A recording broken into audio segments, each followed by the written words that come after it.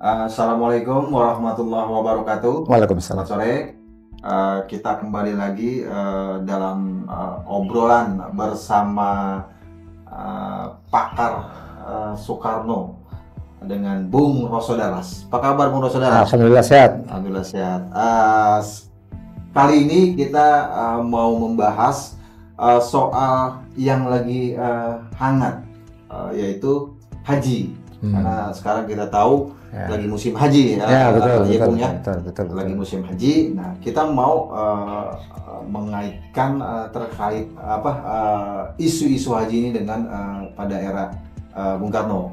Sebelumnya saya mau sedikit bahas terkait update dari haji tahun 2025 ini, bahwa ada pembatasan terkait haji furoda. Menurut Bung Roso gimana nih? Oke. Jadi mungkin Bu Madi kita bicara konteks sejarah dulu ya.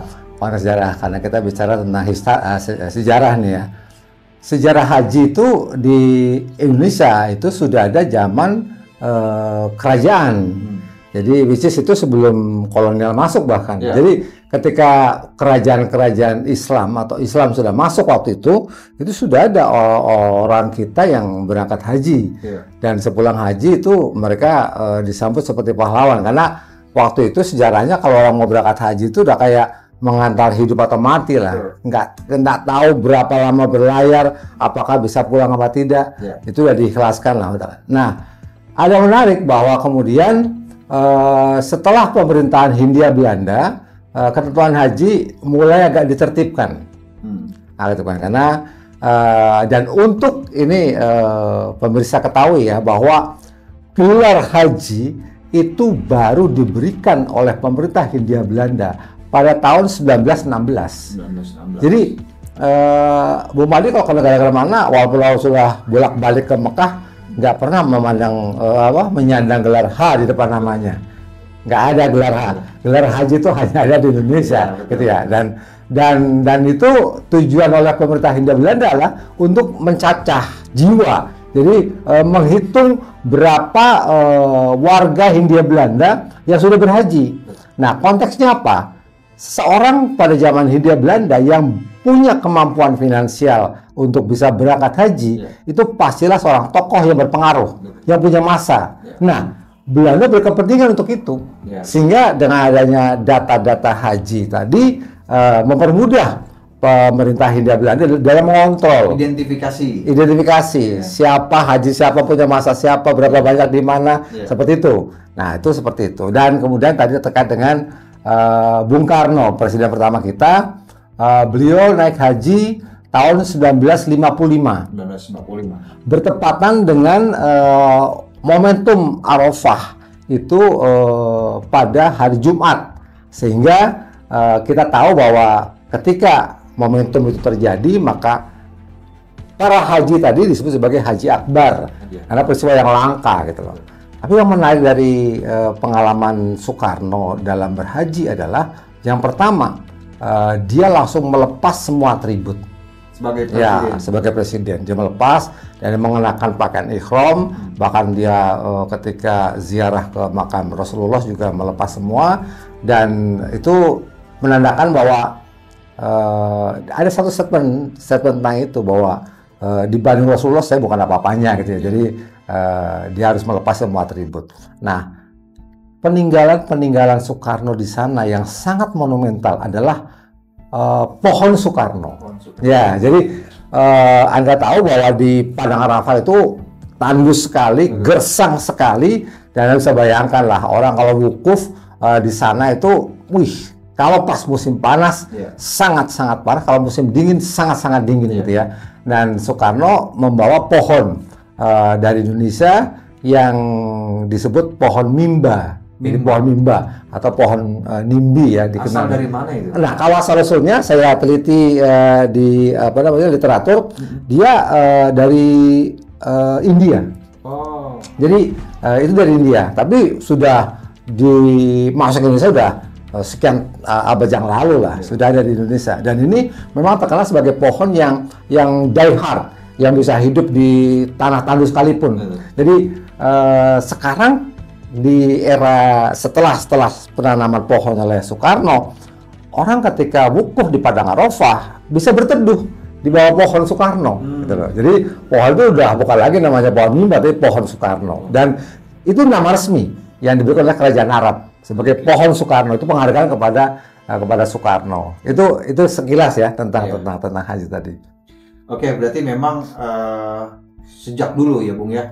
Sejak dulu memang sudah ada jejak sejarah penduduk Indonesia, kala itu Hindia Belanda di sana. Dan sepengetahuan saya juga, sependek pengetahuan saya, sebagai identifikasi bahwa ketika pulang dari berhaji itu mereka akan sangat-sangat diawasi, sangat-sangat diawasi oleh pemerintah kolonial kan. Karena sorry Bang Madi, mau kasih ingat ya.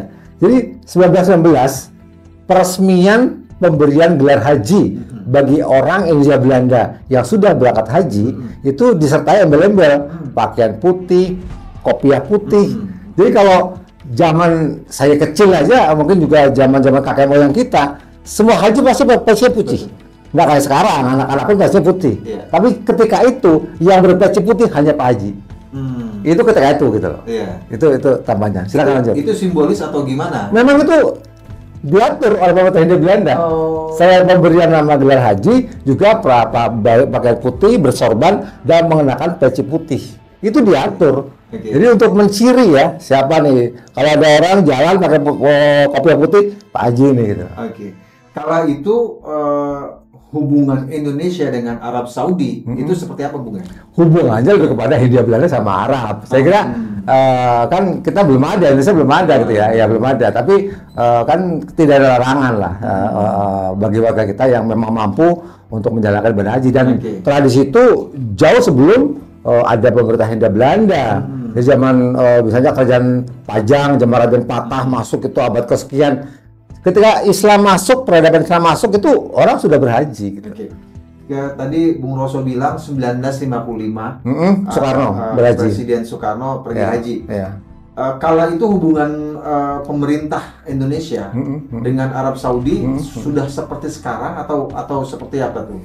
Jadi gini, Indonesia merdeka 45, itu artinya kan 10 tahun setelah merdeka ya. Tentu positioning Indonesia belum seperti Indonesia pada tahun-tahun mungkin 60-an misalnya gitu yang mungkin sudah lebih tinggi derajatnya lah. Tapi ketika itu karena kita sebagai negara Islam yang terbesar, Soekarno mendapat privilege juga. Dia termasuk presiden yang oleh raja diperkenankan masuk ke dalam Ka'bah gitu ya. Itu Soekarno. Satu itu. Yang kedua jangan lupa bahwa itu menginspirasi Soekarno. Momentum haji itu menginspirasi Soekarno untuk mencetuskan konferensi negara Islam. Nah, dan konferensi negara-negara Islam itulah diadakan tidak hanya konferensi Asia Afrika ya, tapi juga Soekarno menggagas konferensi negara-negara Islam. Dan pada tahun 60-an Soekarno dinobatkan oleh konferensi negara Islam sebagai pahlawan Islam dunia. Oleh konferensi negara-negara Islam dunia. Itu siapa aja Bung? Negara mananya di sini? Hampir semua negara Islam dunia yang mayoritas punya penduduk Islam yang cukup besar. Gitu loh. Berarti memang sudah ada ya konsep negara Islam ya? Bukan negara Islam, tapi itu kan konfederasi negara Islam. Iya, saya kira itu konteksnya bukan negara Islam, tapi persatuan negara-negara yang mungkin memiliki umat Islam dalam jumlah yang signifikan. Oke, jadi untuk Soekarno ini memang dengan kepemimpinannya itu memang dia kan non blok ya Bung ya. Dia tidak ke timur atau tidak ke barat. Saat itu apakah ada konsep Bung Karno yang diikuti oleh negara-negara Islam atau ideologi yang diikuti oleh negara-negara khususnya di Timur Tengah? Gitu. Kalau Timur Tengah tidak secara spesifik ya, tetapi kehadiran Soekarno dalam membentuk New Emerging Forces ya, negara-negara berkembang, kemudian ada konferensi negara Asia Afrika, kemudian ada konferensi negara-negara Islam dunia gitu ya, itu menjadikan Soekarno seorang tokoh dunia waktu itu ya. Jadi pengaruh Soekarno lebih kepada negara-negara yang belum merdeka untuk lebih struggle lagi untuk mencapai kemerdekaannya. Jadi di sejumlah negara Afrika, Soekarno itu inspirasi. Gitu. Bahkan kalau kita merujuk kepada sejarah masa lalu, Che Guevara pun sangat mengagumi Soekarno dan sangat termotivasi untuk memerdekakan negara-negara terbelakang waktu itu untuk lepas dari penjajahan. Jadi inspirasi Soekarno seperti itu bagi Afrika terutama ya, dan beberapa negara yang waktu itu belum merdeka. Iya, karena salah satu juga setahu saya, boleh dikoreksi Bung, Mesir juga salah satu yang inspired by. Iya, dan negara Mesir, Turki, beberapa negara Afrika, Arab Saudi itu kamu akan menemukan nama-nama jalan Soekarno di sana. Iya, betul. Betul penghargaan mereka kepada Soekarno. Maroko, betul. Dan yang notabene adalah penduduknya kebanyakan Muslim. Mungkin kita balik ke Furoda lagi nih, Bung. Di Furoda ini ada pembatasan. Beberapa artis juga saya lihat baca-baca di berita di media online itu ada ditunda karena visa Furodanya itu enggak keluar dari pihak kerajaan Arab Saudi. Nah, di zaman Bung Karno dulu ada pembatasan nggak dari pihak Hindia Belanda? Nggak ada. Tidak ada. Jadi lebih kepada karena biaya haji mahal dan sedikit sekali orang yang punya kemampuan finansial untuk pergi haji. Dan kalau kasus seperti yang belakangan terjadi, orang antri ONH sampai sekian puluh tahun, itu kan sudah sangat tidak wajar. Orang haji berkali-kali. Jadi ada sesuatu yang memang miss di sini. Sehingga kasus Furoda segala macam ini kan konteksnya kepada nggak ada hubungannya sama kuota yang diberikan. Itu kan non kuota. Itu kan privilege dari negara Arab yang diberikan kepada swasta. Jadi kan pengusaha kita travel yang mahal-mahal biasanya ya, yang punya hubungan khusus. Nah, kali di cut off ya. Tapi yang saya dengar info terakhir kan bahwa DPR sedang akan menginisiasi untuk revisi undang-undang tentang haji. Yang mudah-mudahan tuh terakomodir di situ. Amin. Mudah-mudahan apa yang